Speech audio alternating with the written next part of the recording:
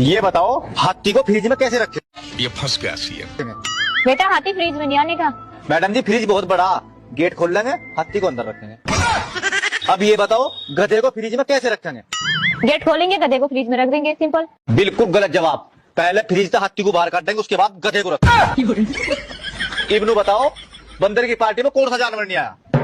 बंदर की पार्टी में शेर नहीं आया होगा, अगर वो आता सारे जानवरों को खा लेता। बिल्कुल गलत जवाब। गधा नहीं आया क्योंकि वो फ्रिज में बंद था।